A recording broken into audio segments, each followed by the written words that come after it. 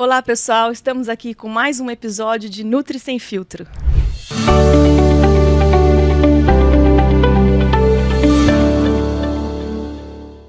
Olá, pessoal. A gente está aqui hoje com mais um episódio de Nutri Sem Filtro. E hoje a gente tem uma convidada muito especial, que é a doutora Maria Emília, que é ginecologista, né? Isso. Eu sou ginecologista e obstetra, e daí eu fiz especialização em algumas áreas dentro da ginecologia. Que uma delas é patologia do trato genital inferior e colposcopia, que é essa parte de HPV e colposcopia. Daí eu fiz outras coisas, que é a uroginecologia, que é de incontinência urinária, cirurgia vaginal e endoscopia ginecológica, que é uma camerazinha que bota dentro do útero a esteroscopia. É muito legal, né? Na verdade, eu tava vendo o seu Instagram, tem muita coisa que eu nem sabia que existia, assim, né, na ginecologia. Porque não são todas as ginecologistas que fazem essa parte, né? Isso, é uma parte mais específica. Mais específica, né? E hoje a gente vai falar de um assunto muito interessante, né? Que hoje em dia, a gente ouve muito, né? E eu até estava comentando com você que antigamente eu nem ouvia falar disso, né? Que é o HPV, né? Antigamente, assim, nunca tinha ouvido falar, né? Hoje em dia tem as vacinas para os adolescentes, né? E o que é o HPV? Então, o HPV é uma sigla para o papilomavírus humano. Ele é um vírus, ele é a doença sexualmente transmissível mais prevalente que existe. Os estudos mostram que mais ou menos 13% da população está infectada. E ele é sexualmente transmissível. Então, a pessoa se contamina através da relação sexual, não necessariamente com uma penetração. Pode ser só pelo contato genital-genital, ou genital-oral, ou genital-anal. Ou por transmissão mãe-bebê. Ah, tá. Mas aí tem que ser o parto normal. Pode ser, inclusive, na cesárea, porque o vírus pode estar no líquido amniótico. Mas aí, nesses casos, no bebê, ele não vai dar lesão nas regiões genitais, ele vai dar nas cordas vocais. Entendi. Qual que é a incidência do vírus? Você falou, né? Então, se a gente pegar um estudo de população jovem, um dos maiores estudos feitos no Brasil sobre prevalência e incidência de HPV, foi feito de 16 a 25 anos de idade. E nessa faixa etária, 53% dos adolescentes e adultos jovens estavam infectados com o vírus do HPV. Por quê? A pessoa se contamina quando ela começa a ter relação sexual. E na grande maioria das vezes, ela elimina o vírus espontaneamente.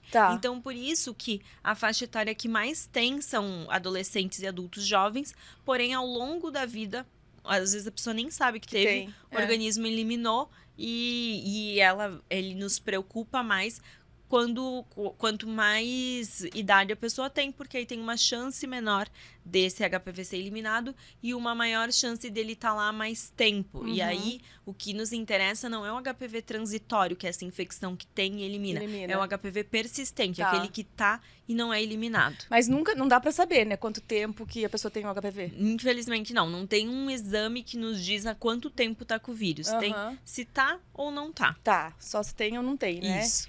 Mulheres e homens podem ter, lógico, né? Senão... Mulheres e homens podem ter. Só que a gente acaba dando muito mais importância nas mulheres do que nos homens, porque o câncer de colo de útero é o terceiro mais frequente em mulher. Ele só fica atrás de câncer de mama e câncer de intestino. E ele é causado pelo vírus do HPV. Já o câncer de pênis é um câncer raro. E 50% dos casos de câncer de pênis são relacionados ao HPV. Tem outros fatores de risco, como, por exemplo, má higiene. Já no caso do câncer de colo de útero, 99,9% dos casos é relacionado com o vírus do HPV. Ah, tá. Então, quase 100% é relacionado ao vírus. Mas os homens, geralmente, quem faz o exame para ver se tem a mulher, né? Isso. E aí o homem não faz esse exame? O homem tem como fazer, sim. O exame que a gente faz na mulher, então, tem o exame do preventivo, que é o Papa Nicolau, que é da rotina ginecológica, que serve para identificar lesões causadas pelo vírus. Esse é o mais comum, que a maioria das mulheres fazem. Existe a pesquisa de HPV mesmo, que é uma coleta parecida com a do preventivo, que a gente consegue identificar a presença do vírus. Aí mesmo quando o preventivo está normal, ele já faz essa detecção, que é o exame do PCR, também chamado de genotipagem, ou a captura híbrida. Entre esses dois, o PCR, que é a mesma coisa que genotipagem, ele é mais sensível que a captura híbrida. Tá.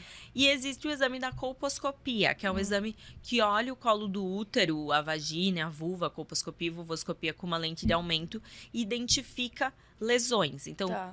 eles é um exame que está indicado se a pessoa está com preventivo alterado ou se está com uma pesquisa de HPV positiva para identificar essas lesões. No homem, o exame que a gente tem é a peniscopia, que ele seria o correspondente à colposcopia, Tá. só que do pênis. Também é chamado de genitoscopia, porque além de olhar o pênis, vai ter que olhar a bolsa escrotal, o monte pubiano, toda essa região inguinal, para ver se tem alguma lesão. E existe também a pesquisa do HPV, que pode ser feita, a genotipagem ou a captura híbrida. Mas o homem geralmente só faz se tiver lesão, né? Que a mulher pode fazer, geralmente sim. faz por prevenção mesmo, Isso. né? O homem dificilmente faz de rotina ginecológica, de rotina com urologista. Normalmente faz quando a parceira está com Aparece alguma alguma coisa, lesão e daí para investigar ou Tá. se surgiu alguma lesão nele. E o vírus do HPV, na verdade, são várias subespécies do vírus? Isso, existem. Então, existem mais de 100 vírus. HPV. Tem lugares que falam 200, enfim. Mas para que infecta a região genital, são em torno de 40. Tá. Porque existem HPV, por exemplo, quando a pessoa tá com uma verruga na mão, isso é um HPV. Mas é um HPV que não dá na região genital. Entendi, uma espécie diferente. Ele não tem tropismo, ele não vive nessa região. O HPV que vive na região genital, ele vive na região genital, anal e oral. Tá. Por quê? Porque nesses 3 locais do corpo, existe uma coisa que se chama zona de transformação, que é uma troca de epitélios, de tecidos. Tá. Que eu vou explicar do colo do útero, que é o que mais interessa. No colo do útero, a gente tem uma parte de dentro do útero, que é do epitélio glandular, que é um epitélio mais delicado, de glândulas, e o epitélio da parte de fora do útero, que é o epitélio escamoso. Tá. O HPV ele fica nessa zona de transformação, onde transforma um epitélio para outro. Tá. Isso acontece no colo do útero, no canal anal e na orofaringe. É por isso que o HPV fica ali. E ali que é o ambiente dele, né? Que é o ambiente Que ele dele. sobrevive, né? Exato. E aí, dentre esses subtipos da região genital, a gente tem os HPVs de baixo risco e os de alto risco. Então, os de baixo risco, eles estão, como já o nome diz, eles são de baixo risco para câncer. Eles estão mais relacionados com as verrugas genitais, que também são chamados de condilomas, Tá. que são lesões altamente contagiosas. Então, quando uma pessoa está com uma verruga, se ela tiver relação, a chance da outra pessoa se contaminar é de 60%, é bem alta. Porém, elas não são câncer e não viram câncer, elas são lesões benignas. E existem os HPVs de alto risco, que é o alto risco para câncer, que são os que podem causar lesões pré-malignas ou malignas. Mas eles podem causar, não quer dizer que eles vão causar, né? Exatamente. Assim, Na maioria das vezes, eles não causam. Tá. Porque isso depende de uma relação do infector, que é o HPV, com o hospedeiro, que é a pessoa que tem. Sim. Eu costumo explicar de um jeito mais fácil de entender. É como se a gente tivesse uma corda puxando para um lado e para o outro. De um lado tá o tipo de HPV que a pessoa tem, do outro lado tá a sua imunidade. Tá. Vence quem for mais forte. Então, se a pessoa tiver um HPV de alto risco, mas a imunidade dela for boa e eliminar o vírus, ele não vai dar nenhuma lesão. Tá. Entendeu? E essa eliminação do vírus, varia, o tempo varia de espécie para espécie do HPV? Sim. De todos os HPVs, o mais prevalente e o que tem o maior risco é o HPV 16. E ele é o que mais tempo leva para eliminar. Tá. E aí a gente tem outros subtipos, por exemplo, 18, que também é um de alto risco, porém a taxa de eliminação do HPV 18 ele é muito mais rápida. Ah, tá. Então, sim, isso varia dependendo de vários fatores, como a idade da pessoa, a sua imunidade e o subtipo de HPV. Então, tem alguns que dão mais trabalho para eliminar, Tá. outros que dão menos trabalho. Os HPVs de baixo risco, normalmente eles são mais rápidos para eliminar do que os HPVs de alto risco. Tá. E, na verdade, depende muito do estilo de vida da pessoa também, né? Porque a imunidade depende da alimentação, né? Depende do exercício físico, Sim, né? com certeza. Então, quanto mais saudável a pessoa tiver, mais chance ela tem de eliminar e mais rápido também, né? Com certeza. E quais são os sintomas? São só as verrugas, os sintomas do HPV? Então, a gente tem os sintomas que a gente chama sinais clínicos e subclínicos. Tá. Os sinais clínicos é o que qualquer pessoa pode ver, que são as verrugas, os condilomas. Tá. Que eles podem aparecer na região genital, anal, oral, enfim. Mas eles podem aparecer lá no colo do útero, na vagina. Que não consegue ver, né? Exato. Por isso que quando a pessoa tá com uma verruga, ela tem recomendação de fazer um preventivo, fazer uma colposcopia para ver se não tá com lesão lá no colo do útero ou na vagina. Então, as verrugas, também chamadas de condilomas, são os sinais clínicos. E daí existem os sinais subclínicos, que são as lesões pré-câncer. Então, que é o quê? As NICs, as neoplasias intraepiteliais cervicais, que é no caso do colo de útero, ou NIVA, que é na vagina, ou NIV, que é na vulva, que são o quê? É aquela alteração do preventivo. Quando o preventivo vem alterado, e aí a pessoa vai para um exame de colposcopia, que é esse exame que vai fazer a investigação, a gente consegue enxergar essa lesão olhando ela no colposcópio, que é como se fosse um microscópio grande, uma lente de aumento. Tá. A gente aplica 2 líquidos, o ácido acético e o Lugol, que serve para destacar essas lesões, e aí a gente enxerga a lesão em biopsia. Então, ela é subclínica por quê? Porque ela não é visível a olho nu. Tá. Se a gente só fosse lá e botasse um espéculo, que é aquele aparelhinho para coletar o preventivo, e olhasse, não ia enxergar nada. Mas quando a gente aplica esses líquidos e olha com a lente de aumento, a gente enxerga. Ver. Tá. E a colposcopia, então, ela é realizada, ela é indicada só quando tem o exame preventivo alterado. As principais indicações dela são quando tem preventivo alterado, quando tá com verruga e acompanhamento pós-tratamento. Então, a pessoa já teve uma lesão, tratou, ela vai ficar fazendo um acompanhamento, a gente associa os 2 métodos, o preventivo com a colposcopia e, se estiver disponível, a pesquisa do HPV. A colposcopia consegue ver mais a célula mesmo, né? Isso, ela consegue ver, porque assim, o preventivo ele tem uma limitação. Então, a gente sabe que 30% das mulheres com câncer de colo de útero tem preventivo normal. Por quê? Porque tem a questão da sensibilidade do método. Tá. Aqui no Brasil, como que a gente sabe, como que a gente faz o rastreamento da população? Por um protocolo, que é o protocolo do Ministério da Saúde de rastreamento de câncer de colo de útero. Tá. E o que o protocolo fala? Recomenda que a mulher faça o preventivo. Regularmente.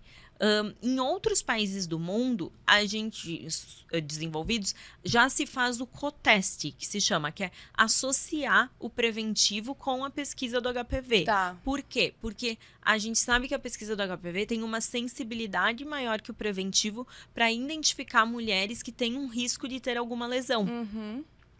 Então, quando, por exemplo, os convênios todos cobrem, isso faz parte do rol da ANS, a pesquisa do HPV. Tá. Então, ele está disponível. Porém, na saúde pública, a gente não tem isso ainda, tá? Então, é melhor essa associação. E aí, quando a gente tem uma pesquisa de HPV negativa, a gente sabe que essa mulher, ela poderia ficar até 5 anos sem coletar preventivo. Entendi. Então, quando a gente usa para rastreamento, né? Uma mulher que nunca teve nada, tá fazendo o exame para rastrear se tem. Se vier com uma pesquisa de HPV negativa, daria para passar até 5 anos a próxima coleta, porque o sistema de saúde público até ficaria mais barato, né? Se você pensar, né? E assim, o ideal também talvez seria fazer a colposcopia, né?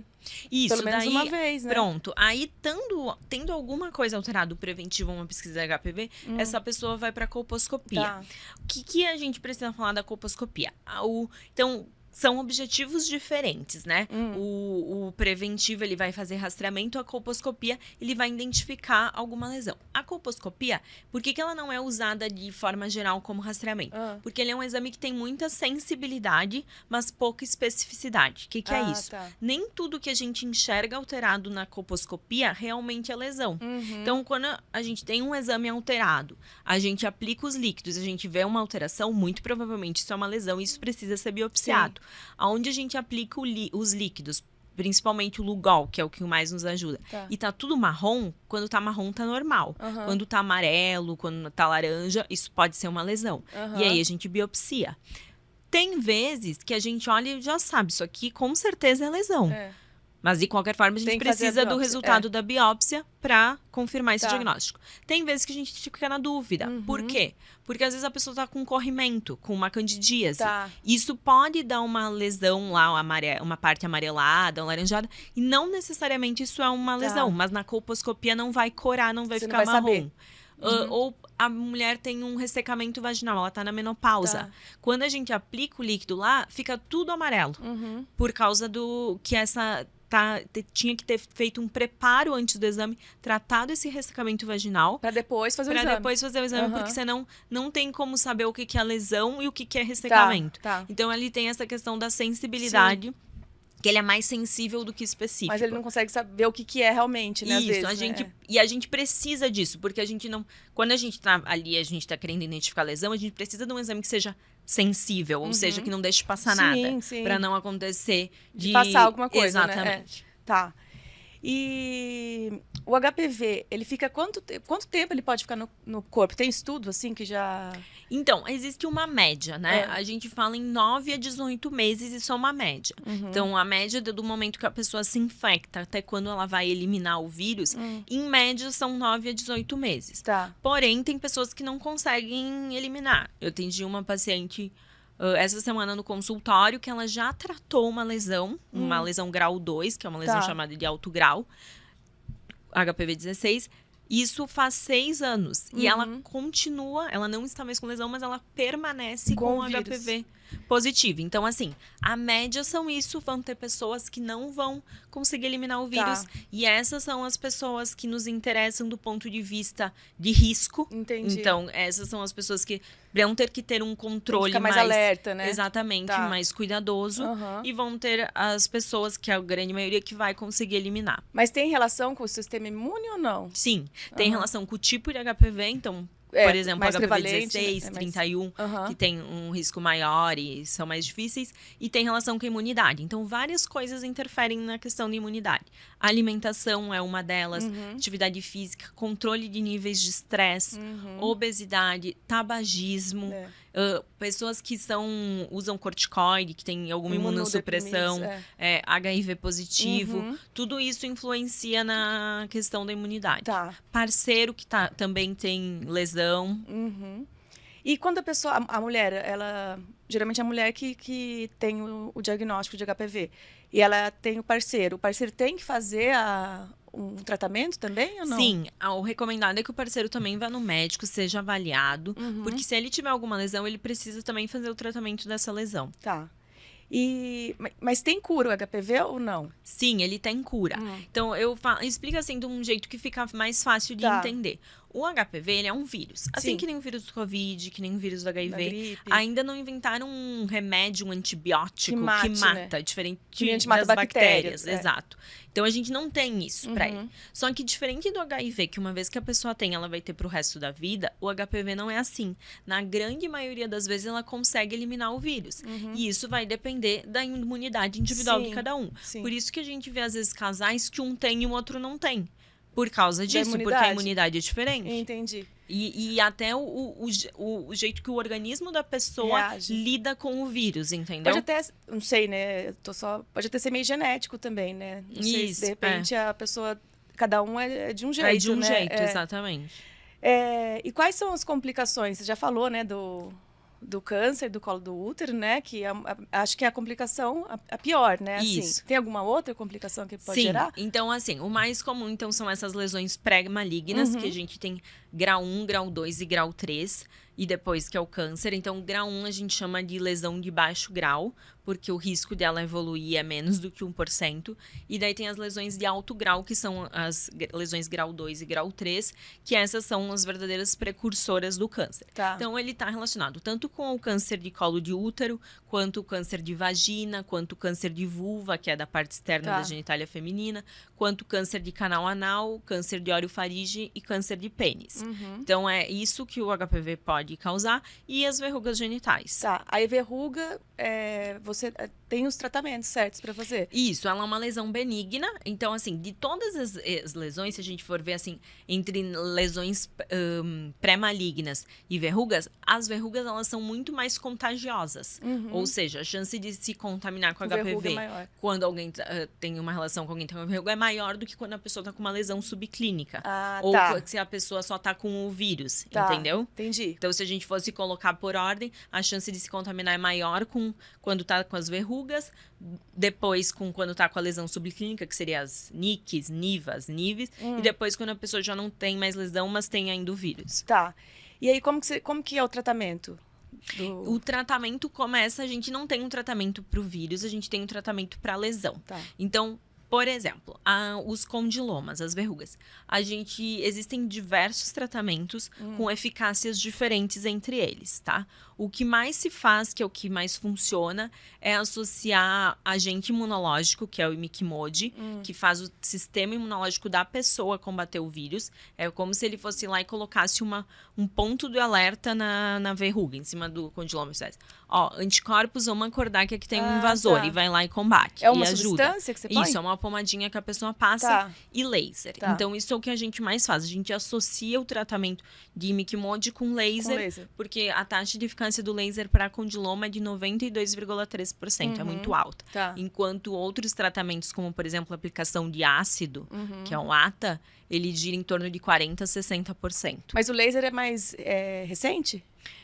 Na verdade, faz muitos anos que ele existe, porém ele é menos conhecido Tá. no Brasil. Aham.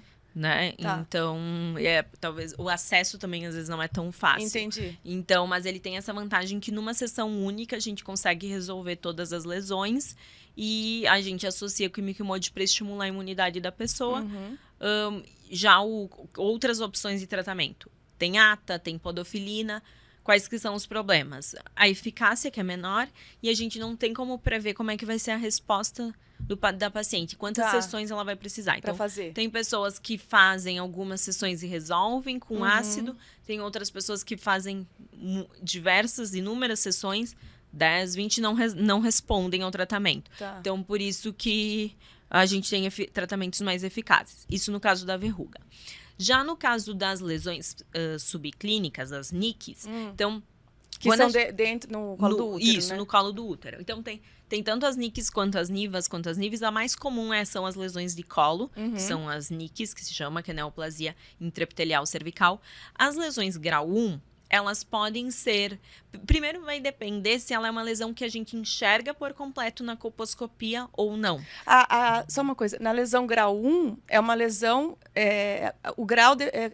quanto mais ela pode virar um câncer, é isso? Tipo, o grau 2 é mais fácil dela virar. Isso, exato. Tá. Então, o grau 1 o risco dela é menor. Uhum. De ela evoluir, ela pode, inclusive, regredir sozinha. Então, no caso do NIC1, 47% a 57% das vezes ela regride sozinha. Tá. 30% das vezes ela permanece igual, ela não evolui, nenhum regride. 12% das vezes ela evolui para uma lesão mais grave, como um NIC3. Tá. E menos de 1% das vezes ela evolui para câncer. Tá. Então, quando a gente tem uma lesão grau 1, a gente pode acompanhar com Papa Nicolau e colposcopia de 6 em 6 meses por 2 anos.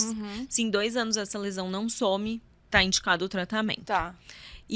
Ou a gente pode tratar. Muitas mulheres não se sentem confortáveis em ficar acompanhando uma lesão por 2 anos, sabendo que ela pode é muito ansiogênico. Evoluir, né? Ela pode evoluir, não tem como prever. Pode ser que ela suma, como pode ser que ela Não, permaneça, né? como pode ser que ela evolua. Então, a gente tem a opção de tratar essa lesão. Aí a gente faz laser para destruir essa lesão. Tá. E aí vem sempre aquela pergunta, cauterização é a mesma coisa? Não é a mesma Tá. coisa. Cauterização é a gente aplicar um ATA, um líquido, lá no colo Tipo, do queimar, útero, né? ou Como se fosse isso, ou fazer uma eletrocauterização. Tá. É muito superficial. A gente atinge apenas 2 milímetros de profundidade. E essa é a diferença dele pro laser. O laser, a gente vai vaporizar essa lesão. A gente chega até 7 milímetros de profundidade. Então, a gente transforma a lesão em vapor. A gente destrói. Tem mais eficiência. Tem mais eficácia, porque a gente destrói a lesão e a gente retira o tecido vaporizado e enxerga que saiu, entendeu? Entendi. Porque o outro pode verificar alguma coisa, o alguma outro célula. a gente não consegue ter essa avaliação Tá. do colo. Então, é isso. Tá. Aí, se a gente já tem uma lesão grau 2 ou grau 3, a indicação clássica é cirurgia. Tá. A gente faz uma cirurgia que é a cirurgia de CAF. O nome correto é EZT, que é exérese de zona de transformação anormal. Mas a maioria das pessoas nunca ouviram falar disso. Tá. O mais comum é falarem em CAF, que é a cirurgia de alta frequência. Tá. Que é o quê? É uma cirurgia que vai tirar um pedacinho do colo do útero que tá com a lesão. Esse é o tratamento clássico. E, às vezes, pessoas jovens, por exemplo, mulheres com menos de 25 anos, com uma lesão grau 2 ou grau 3, a gente pode fazer laser, que é um tratamento destrutivo, em vez de fazer um tratamento cirurgia. excisional, que é a cirurgia. A cirurgia é uma cirurgia mesmo. É uma cirurgia. Tá. É. Toma anestesia, tudo. Sim, tem locais que faz no consultório. Tá. Principalmente, assim, no SUS ou locais de difícil acesso. Que nem eu tenho uma colega que veio fazer um treinamento aqui comigo com laser, ela mora no Acre. Nossa. Na cidade que ela mora não tem nem hospital. Nossa. Então, eles fazem isso no Tá, consultório. é. Mas aqui, de forma geral, a maioria dos locais acaba fazendo no hospital, porque é mais confortável para o paciente, tem risco de ter um sangramento aumentado Sim. na cirurgia, precisar dar um ponto, e daí no consultório fica mais complicado. O pós também é melhor, né? Pra ela, Exato. Né? HPV assintomático, né? Que é quando a pessoa só tem o vírus. Não tem um tratamento específico, ou tem? Pro HPV assintomático, a pessoa não tem lesão nenhuma. Ela só tem a presença do vírus. O que a gente recomenda? Vacinar. Porque a vacina ajuda... Sistema imune. Exato. Ela diminui a chance da pessoa ter uma lesão. Tá. Então, vacinar é uma coisa que ajuda. E a gente tem algumas outras coisas que podem ser associadas. As coisas básicas que tem que ser falado, que é alimentação, sono regular, controle de níveis de estresse. Isso é uma coisa que tem estudos que mostram que ansiedade, depressão, estresse afeta o funcionamento dos linfócitos, que são as células que tem que... Né? Combater, né? É o que eu falo assim, é os faxineiros, os que tem que varrer o HPV do corpo. Então, assim, isso tem estudo que mostra que o estresse, enfim, ansiedade e depressão, afeta o funcionamento desses linfócitos e isso aumenta a chance da pessoa ficar com HPV persistente. Tirar anticoncepcional e trocar por um DIU. Isso é uma coisa, porque 10 anos de uso de anticoncepcional aumenta em 124% o risco de câncer de colo de útero. Então, Mas por HPV? Pelo estrogênio, por causa do hormônio do Sim, do anticoncepcional. estrogênio, mas assim, tem relação com o HPV também. Isso, exato. Tá. Ele tem uma chance maior dessa pessoa ficar com esse HPV persistente. Entendi. Então, por isso que ele é considerado um fator de risco para câncer de colo de útero. Mas, então, reposição hormonal tem relação também ou não? A reposição A que você gente faz... tem mais estudo direto com anticoncepcional. Tá. E aí, o DIU tem esses estudos que mostram que ele aumenta a taxa de eliminação do vírus por aumentar a quantidade de células de defesa no colo do útero.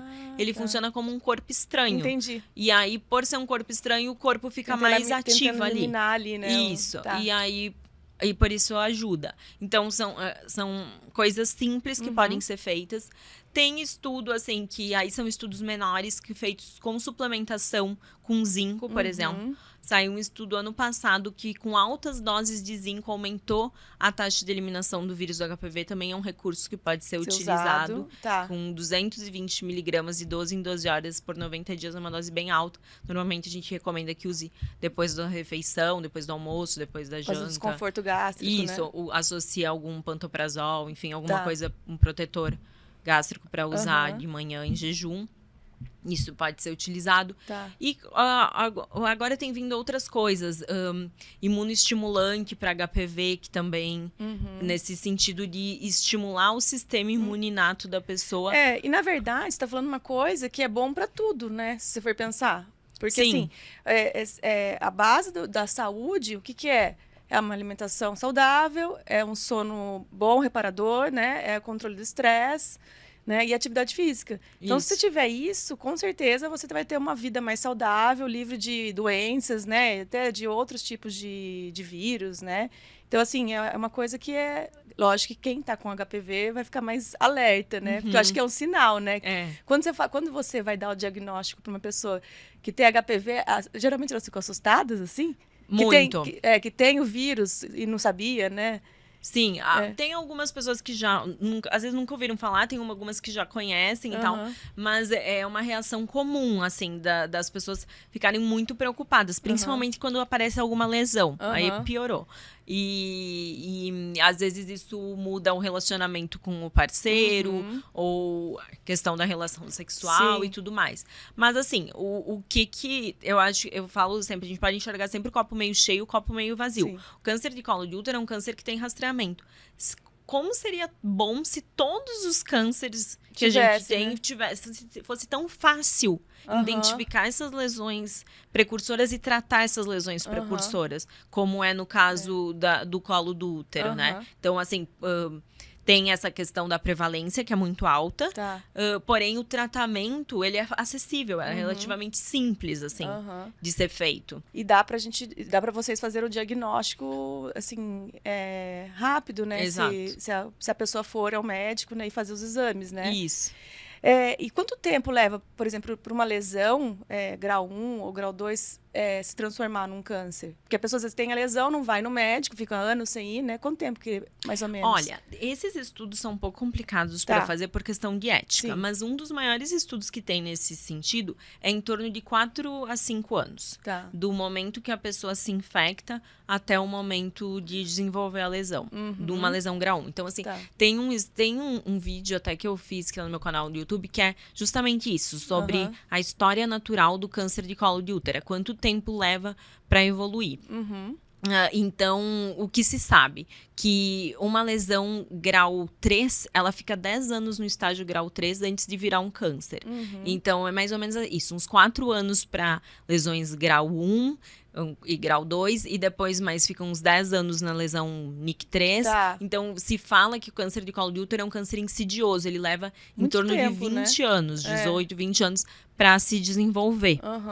Tá? E assim, mas por que são estudos complicados? Porque a gente não tem como fazer um diagnóstico de uma pessoa. Você tá com NIC3, vamos te esperar, vamos te acompanhar, para ver quanto tempo leva para evoluir para câncer. Então, tem estudos feitos sobre isso, populacionais, mas são poucos por uma questão de ética. Sim, porque tem que tratar o...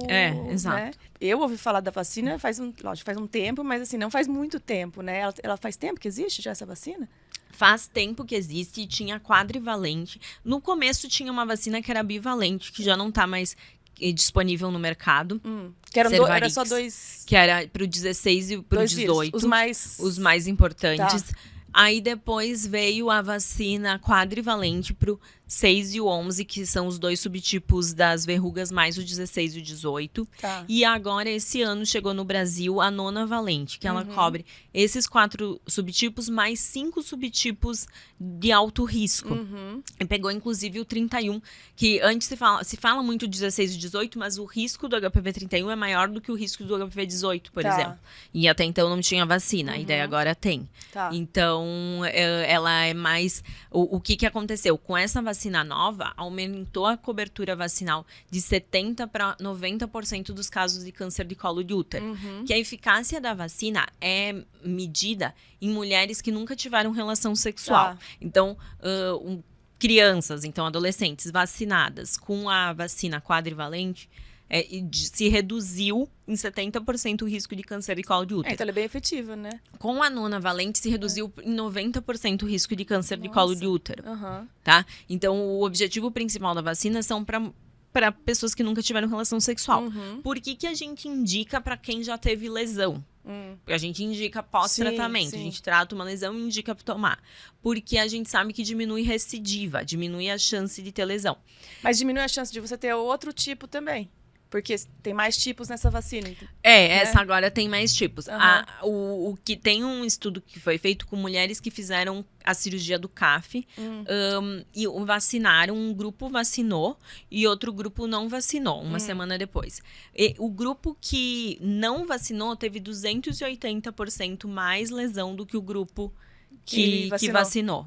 Então, 2,8 vezes. Então, a gente sabe que funciona para bem, né? diminuir recidiva, inclusive das verrugas também. Então, assim, todo mundo deveria tomar. É uma vacina que todo mundo deveria tomar. Todo mundo pode tomar. E que idade, mais ou menos, que toma o adolescente? É a partir dos 9 anos. A partir dos 9 já pode tomar? Já pode tomar. E essa vacina, ela tem no sistema público? Tem no sistema público a quadrivalente. Ainda Ainda não tem a nonavalente. Tá. Por enquanto, só tem a nona valente no sistema privado. Tá. Mas pode acontecer que nem aqui nos Estados Unidos, por exemplo, só tem a nona valente. Então, é uma tendência que, com o tempo, a quadrivalente saia do mercado aí fique só a nona e valente. fique só a nona valente. Tá. É muito interessante, assim, né? Porque, assim, você vê que é um negócio que é uma doença, o câncer de colo de útero, que tem como você diagnosticar, você tratar e você prevenir também, né? Sim. Então, assim, hoje em dia, não tem por que mais ser um câncer com tanta gente, né? Exato. Eu acho que a tendência agora é melhorar isso, né? E uma coisa que eu não falei, que tanto o tabagismo ativo quanto passivo interessa. Então, tem estudo que é feito que o parceiro fuma e a parceira não. E tem mais chance dessa mulher ter HPV persistente. Quando o parceiro fuma? É. Nossa. Então, tanto o tabagismo ativo quanto passivo é um fator de risco para câncer de colo de útero. E até para a família, né? Isso, pros filhos, né? Para lesões. Claro, se não tiver o vírus, a pessoa pode usar quanto anticoncepcional ela quiser, fumar, entendi, não sei o quê. Não, mas agora, como o vírus é muito comum, né? Porque como é que a gente explica que duas pessoas da mesma idade, com o mesmo vírus, uma tem lesão e outra não tem? Então, tem outros fatores que influenciam. E daí, o que a gente sabe são isso. São os fatores externos, isso, né? Anticoncepcional, o cigarro, obesidade, Estilo níveis de vida, estresse né? e tudo mais, entendeu? Então, assim, na verdade, tudo gira nessa vida mais saudável mesmo, né? E controle do estresse, sono. Então, tudo que a gente sempre fala aqui no podcast, alimentação. Né? Alimentação correta, saudável, menos industrializado, mais alimentos in natura, né? Que tem vitaminas, tem minerais. Né? Você falou do zinco, então tem alimentos que tem zinco.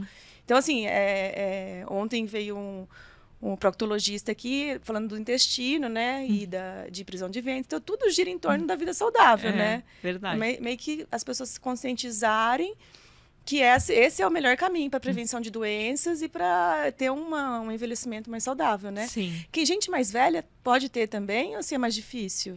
Sim, atualmente se fala, na verdade, nas pessoas, quanto maior a faixa etária, pior, né? Tá. Mas assim, o sistema imune, né? Quanto à contaminação, agora se fala em dois picos, né? Então tem o pico que é lá quando inicia a vida sexual, e depois um pico ali depois dos 40 anos, que é quando às vezes a pessoa se divorciou e está num novo relacionamento. Então, quanto à contaminação, a gente já se sabe que tem isso.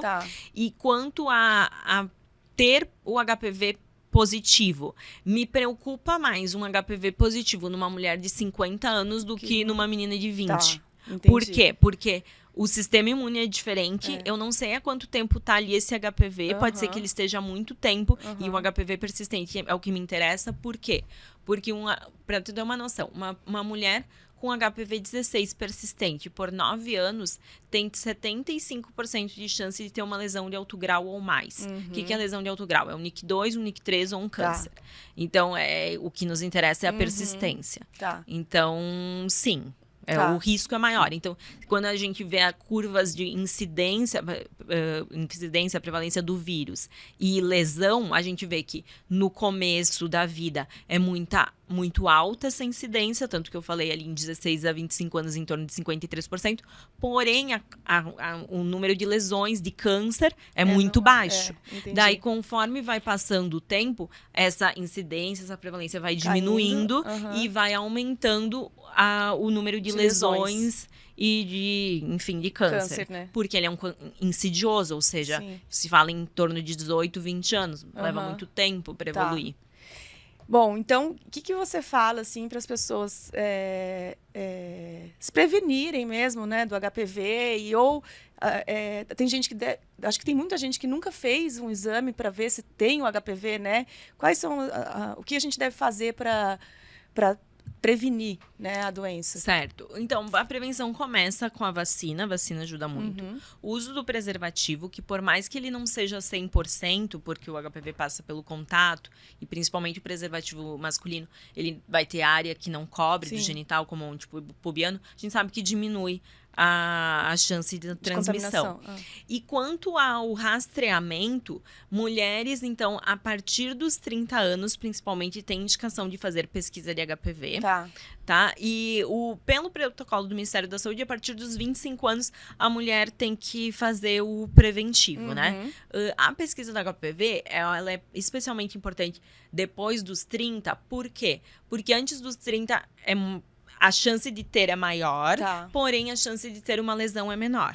Aí, passou dos 30, a chance de dar positivo já diminui, né? Mas a chance de ter uma lesão aumenta. É maior, tá. Então, e também, né, uma rotina mais saudável, né? Sim, sem dúvida. Isso vai ajudar a pessoa de uma forma geral. Sim, E controle de níveis de estresse, alimentação, e a gente tudo sabe mais. que isso também vai criar mais condições dela eliminar o vírus se ela tiver, né? Com certeza, com certeza. E também para ela não ficar desesperada se ela tiver, né? Isso. Não, é porque ele é muito prevalente, mas, que nem eu falei... A maioria das vezes, se a pessoa tiver lesão, é uma lesão que vai ser tratada e ela não vai morrer disso. Ela vai morrer de outra coisa, que é o que eu falo. Fica tranquila que disso não vai morrer. Vai morrer de outra coisa. Porque isso tem tratamento, isso tem... assim, não é uma coisa que evolui do dia pra noite. Então, demora, a gente consegue fazer um tratamento, consegue fazer um acompanhamento e mas a pessoa ficar bem. É importante a pessoa ir ao médico, colher o preventivo, né? Fazer, as pessoas, elas vivem num mundo, assim, de uma coisa, trabalha, faz um monte de coisa, esquece, né? Às vezes de colher preventivo. E às vezes eu já tive paciente assim, mas eu fiz a vacina. A vacina não te impede, ela diminui a chance de tu ter. Porém, não impede que tu tenha, principalmente, que a maioria, agora que chegou a nonavalente, mas até então era quadrivalente. Tem vários outros subtipos que não estão na vacina. E antigamente se falava em imunidade cruzada, hoje se sabe que não é bem assim, ela é para aqueles subtipos e pronto. Específicos, então, o fato dela ter vacinado não isenta ela de fazer rastreamento. Sim. Porque ela está suscetível. A outros subtipos, né? Exatamente. Tá bom.